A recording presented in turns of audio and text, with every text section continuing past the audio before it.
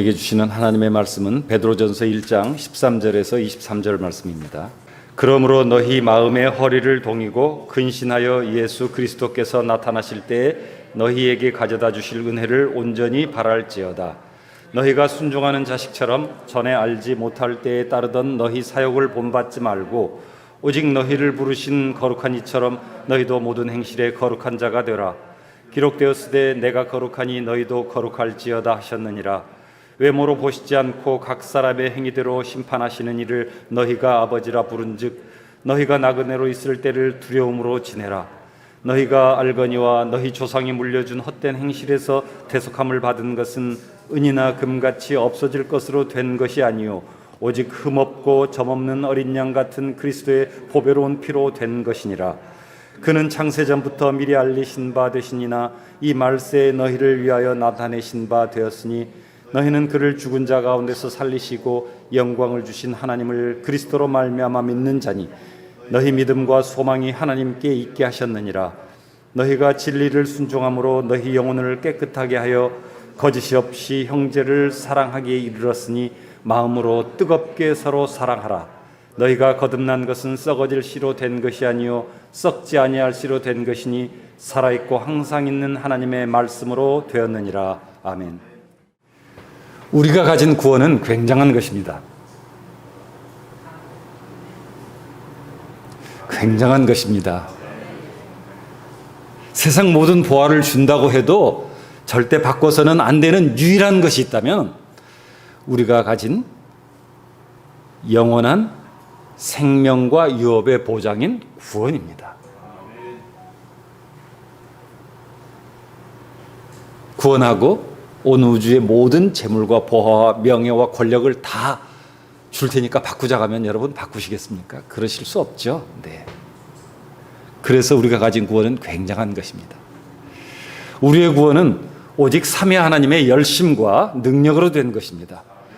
우리는 믿음으로 영혼의 구원을 받고 하나님의 소유가 되었습니다. 이처럼 위대한 구원을 소유한 하나님의 백성이라면 새로운 피조물이 되었고 또 성령이 내주하는 존재가 되었으니 당연히 거룩한 삶을 살 수 있게 될 것입니다. 그런데 현실에서 신자의 삶은 그렇지 못한 경우가 대부분입니다. 간혹 어떤 사람은 처음 구원받고 굉장한 변화를 경험하고 또 놀라운 확신과 모습들을 보여주기도 합니다.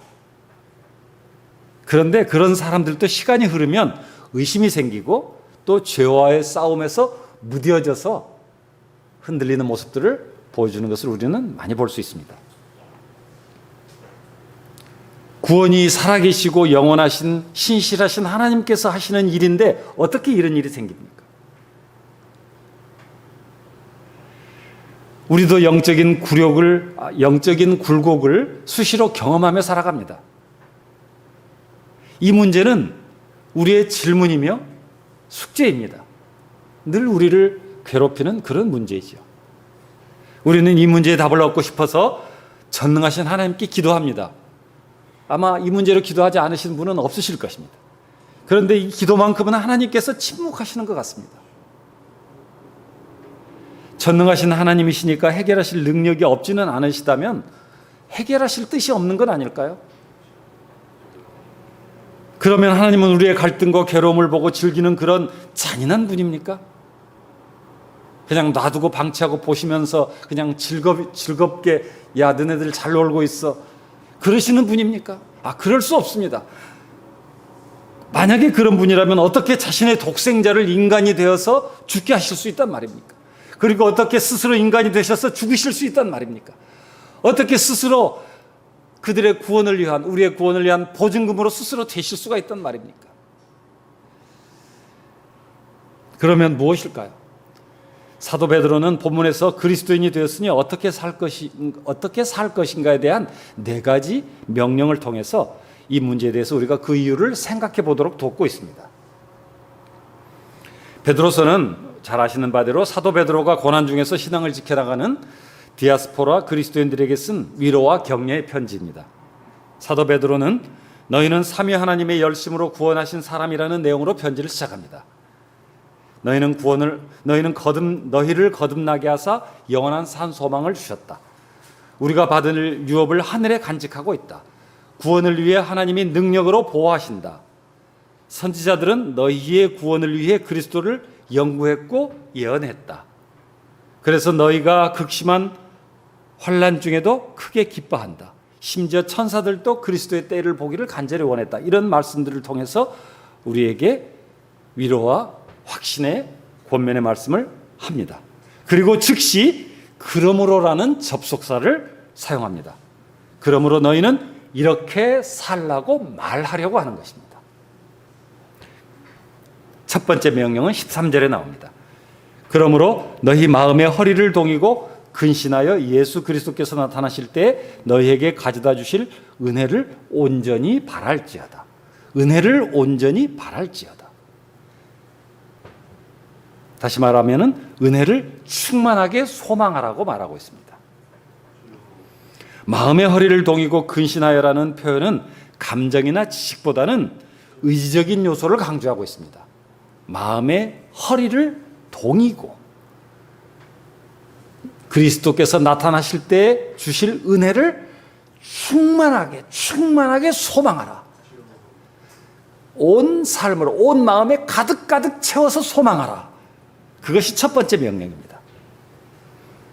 신자가 마음의 허리를 동이고 근신함으로 온전하게 바랄 것은 그리스도의 재림 때 주어질 은혜입니다. 그 은혜가 무엇입니까? 그 은혜는 바로 부활, 곧 육체의 속량을 말씀하신다고 저는 믿습니다. 거듭남으로 우리의 구원은 이미 시작되었으나 아직 완전하지 않은 상태입니다. 완전한 구원은 육체의 속량, 즉 주님의 재림의 날 육체가 부활함으로써 비로소 완성이 됩니다. 부활을 통한 육체의 속량은 신자를 영혼과 육체 모두가 우리 주님처럼 죄가 없고 또 죄를 지을 수 없는 순결하고 거룩한 상태로 만들어서 영생과 영원한 하나님의 유업으로 들어가게 만들어줍니다. 만약에 인간에게 영혼의 구원만으로 충분했다면 하나님이 인간을 흙으로 만드실 필요가 없었습니다. 천사들로 충분했습니다. 예수님이 성육신하실 이유도 죽으시고 부활하실 이유도 없었습니다. 부활하신 예수님은 우리보다 더욱 우리 육체의 속량을 기다리고 계십니다. 예수님은 비록 심판주로 다시 오실 것이지만 심판을 기대하고 재림하시는 것이 아니라 자기 백성의 속량을 완성할 것을 기다리고 그것을 기대하시고 오시는 것입니다. 예수님의 재림은 심판의 의미보다 우리에게는 우리의 속량을 기대하시는 주님, 오시는 주님으로서의 의미가 더 강한 것이라고 우리는 믿어야 할 것입니다. 그래서 재림의 날은 불신자들을 향한 무서운 심판이 있을 것이지만 동시에 신자에게는 놀라운 은혜의 날이 되는 것입니다.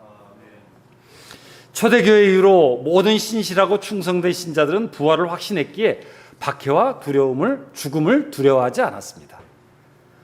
아브라함이 독자 이삭에게 칼을 들어서 번제를 드리려고 했던 그 마지막 순간까지도 주저하지 않았던 이유도 하나님께서 이삭을 다시 살리시리라고 믿었기 때문입니다. 부활이 없는 신자의 믿음을 바울 사도는 이렇게 설명했습니다.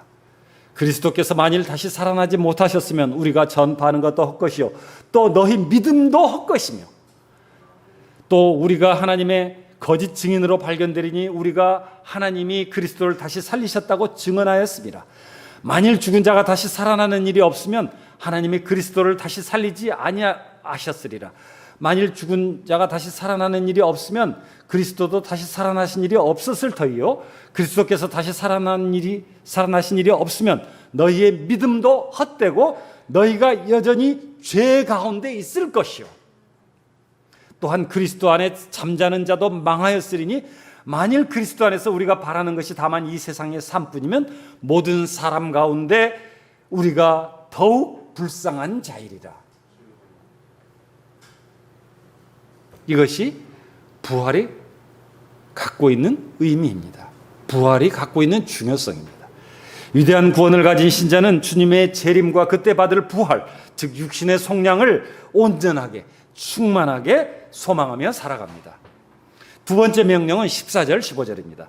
너희가 순종하는 자식처럼 전에 알지 못할 때에 따르던 너희 사욕을 본받지 말고 오직 너희를 부르신 거룩한 이처럼 너희도 모든 행실에 거룩한 자가 되라. 모든 행실에 거룩한 자가 되라. 여기에서 순종하는 자식처럼이라는 표현은 순종의 자녀로서라고 이해하면 의미가 조금 더 명확하고 자연스럽습니다. 이 14절과 15절은 대조를 통해서 이 명령을 강조하고 있습니다. 내용적인 대조와 함께 시간적인 대조가 동시에 들어있습니다. 알지 못한 때와 부르심을 받은 지금, 그리고 사욕을 따름과 모든 행동의 거룩함이 강하게 대비가 됩니다. 다시 말하면 우리는 목적이 있는 사람이 되었다. 목적 있는 존재가 되었다는 것을 말하고 있습니다. 레위기 14장 11장 45절은 나는 너희의 하나님이 되려고 너희를 애굽 땅에서 인도하여 낸 여호와라. 내가 거룩하니 너희도 거룩할지어다라고 명령하고 있습니다. 이 명령의 본질은 하나님께서 이스라엘을 애굽 땅에서 인도해 내신 이유가 이스라엘의 거룩함이었다는 말입니다. 이것이 명령의 본질입니다. 이스라엘은 비록 출애굽하였지만 즉시 거룩해지지 않았습니다. 마찬가지로 신자도 거듭나서 믿게 되었다고 해서 즉시 거룩해지지 않습니다. 하나님께서는 율법을 주시고 여러 가지 은혜로 지켜주시고 때로는 징계하심으로 그들을 점점 거룩한 하나님의 백성의 모습으로 만들어 가셨습니다. 하나님은 이와 같이 이스라엘과 같은 방법으로 오늘날 구원하신 자기 자녀들을 거룩하게 만들어 가실 것입니다. 한편 구원받아서 광야로 나온 우리 편에서는 믿음으로 하나님의 율법을 따라 거룩하기를 힘써야 합니다. 우리는 요단강을 건너 약속의 땅으로, 가나안 땅으로 들어가야 하는 존재들이기 때문입니다. 목적이 있는 존재이기 때문에 우리는 그저 흘러가는 대로 살아서는 안 된다는 말입니다. 믿음이 없고 불순종하고 하나님을 원망하던 모든 사람은 가나안 땅에 들어가지 못했습니다. 오직 여호수아와 갈렙만이 믿음으로써 그 땅을 들어갔습니다. 하나님은 믿음으로 순종하는, 믿음으로 반응하는 사람만 의롭게 여겨주시고 땅의 유업을 받게 하십니다. 행실에서 거룩한 자가 되라는 말씀은 단순히 율법을 지키라는 의미보다는, 너희가 율법을 지켜서 거룩해야 되라는 의미보다는 그 행위가 믿음을 동반하게 하라는 의미로 보아야 합니다. 하나님은 계시록의 7교회 중 하나인 사대교회에게 행위에 온전한 것을 찾지 못하여 너희가 살았다는 이름은 있으나 죽은 자라고 하셨습니다. 행위가 있었습니다. 그런데 행위가 온전하지 못했다는 거예요. 그들 행위 속에서 온전함을 찾지 못했다. 즉 믿음을 찾지 못했다는 것입니다. 그들은 주일날 예배를 아주 잘 드리고 웃으면서 인사 나누고 아주 행복하게 집으로 돌아가서는 세상 사람들과 똑같이 살았습니다. 믿음으로 살지 않았습니다. 그들에게 예배는 익숙하고 편안하고 그리고 행복한 문화생활 중에 하나와 같았습니다. 교회 나가면 행복해. 이거가 이 예배의 의미로서 멈췄다는 것입니다.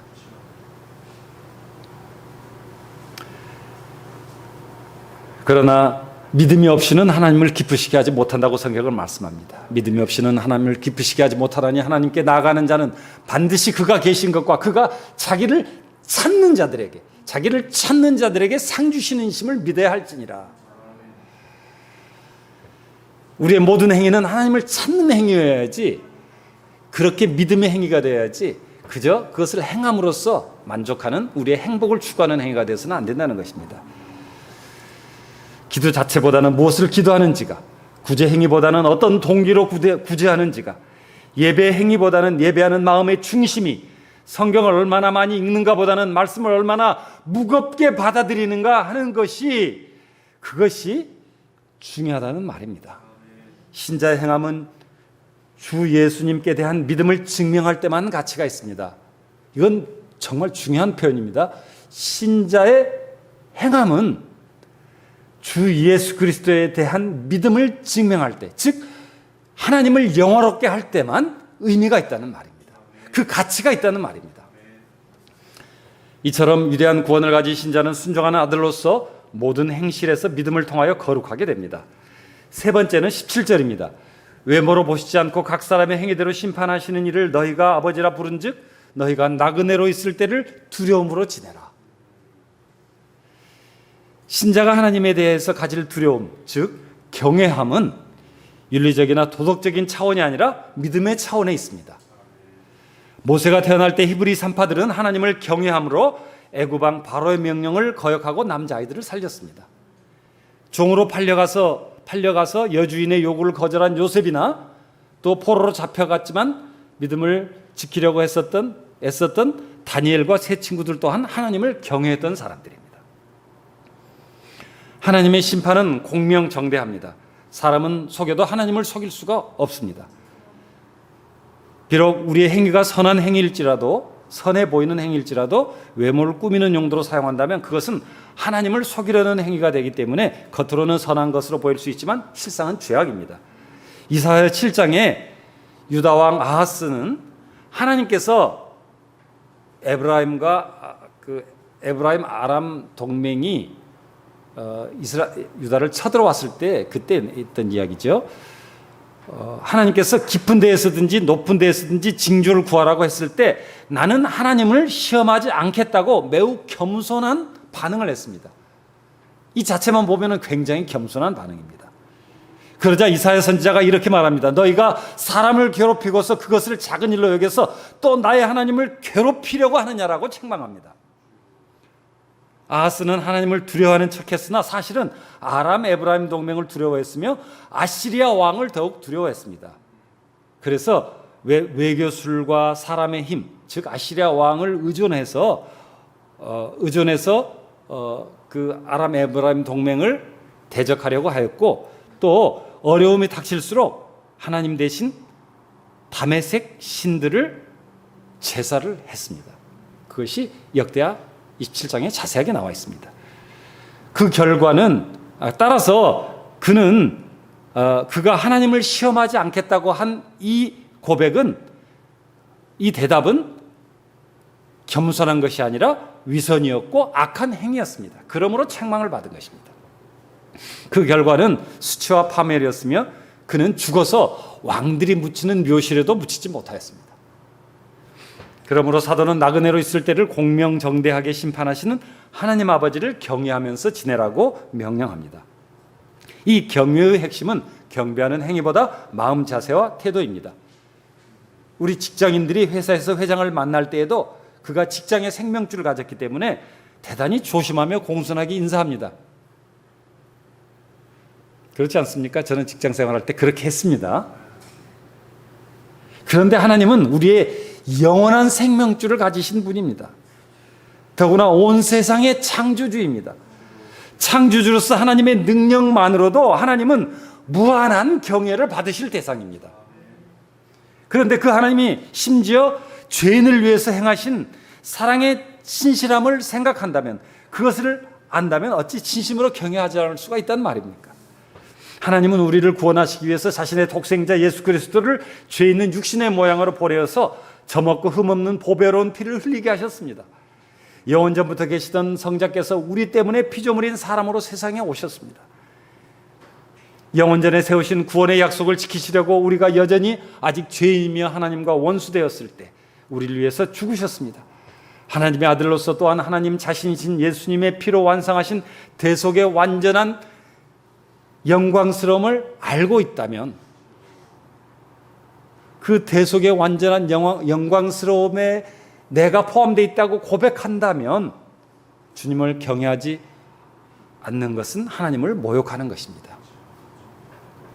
그 고백은 거짓 고백입니다. 사람의 인생은 세상에서 잠시 들러가는 나그네 길입니다. 반드시 돌아가야 할 곳이 있습니다. 그곳이 영원한 생명과 유업을 받는 곳이든 아니면 영원한 불못이든 반드시 갑니다. 예외가 없습니다. 그러므로 하나님을 경외하며 사십시오. 계시록 20장 11절에는 이렇게 기록되어 있습니다. 또 내가 크고 흰 보좌와 그 위에 앉으신 이를 보니 땅과 하늘이 그 앞에서 피하여 간 데가 없더라. 또 내가 보니 죽은 자들이 큰 자나 작은 자나 그 보좌 앞에 서 있는데 책들이 펴 있고 또 다른 책이 펴져 있으니 곧 생명책이라. 죽은 자들이 자기 행위를 따라 책들에 기록된 대로 심판을 받으니 바다가 그 가운데서 죽은 자들을 내주고 또 사망과 음부도 그 가운데서 죽은 자들을 내주매 각 사람이 자기 행위대로 심판을 받고 사망과 음부도 불못에 던져지니 이것은 둘째 사망 곧 불못이라. 누구든지 생명책에 기록되지 못한 자는 불못에 던져지더라. 네 번째 명령은 22절입니다.